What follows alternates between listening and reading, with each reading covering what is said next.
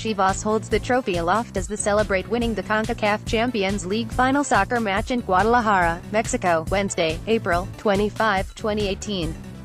Chivas defeated Toronto FC in a penalty shootout.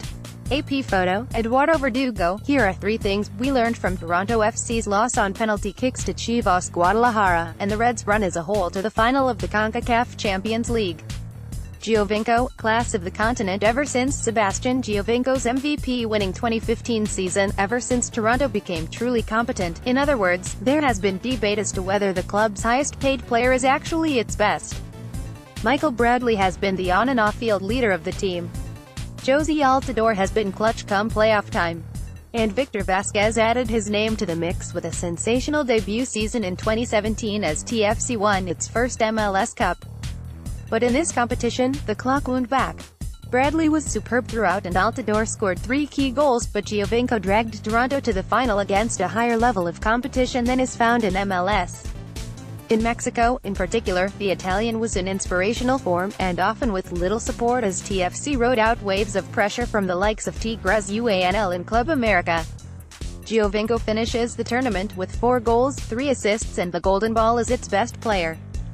He attempted 40 shots, 25 more than any other Toronto player, and created 21 chances, 12 more. The only thing missing was the trophy.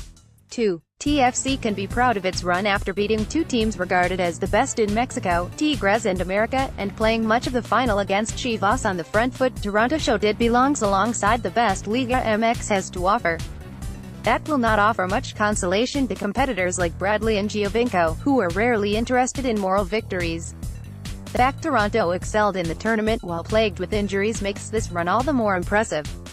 And with most key players under contract, there is reasons to believe TFC can come back and take another stab at continental glory next year. After all, last time this team lost a final in a shootout, something special happened.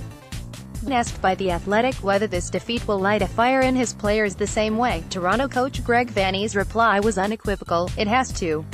Vanney, on whether this loss will serve as a fire moving forward, just as the 2016 MLS Cup loss did, it has to. Conquering CONCACAF remains tall task. MLS is getting closer. Toronto was the league's 3rd finalist in the CONCACAF Champions League's modern era in its most bitter defeat yet, given the strength of the side and the way this tie was decided. But TFC's run, the New York Red Bulls' progress to the semifinals and the row of recent expansion teams, New York City FC and Atlanta United chief among them, waiting for a chance at this competition should be sources of real optimism. That said, this competition is not won with quality alone. It may only consist of 4 two-legged ties, but it remains a particularly grueling challenge for MLS clubs. Toronto's problems with injuries were no accident. The Reds came straight out of MLS preseason into an away leg against the Colorado Rapids in colder temperatures than had ever been recorded in an MLS game. It has not been much warmer in Toronto, with a long winter wreaking havoc on the state of BMO Field's playing surface. And to top it all off, TFC had to go through 3 Mexican teams, flying back and forth and doing its best to deal with the altitude of Mexico City and Guadalajara, while simultaneously attempting to stay on track in MLS play. Toronto threw everything at this, and may have thrown away its MLS supporters' shield defense in doing so, and still came up short, albeit by the finest of margins. MLS is closer to its first continental championship, but the club that finally gets across the line will need to be prepared to take a beating along the way.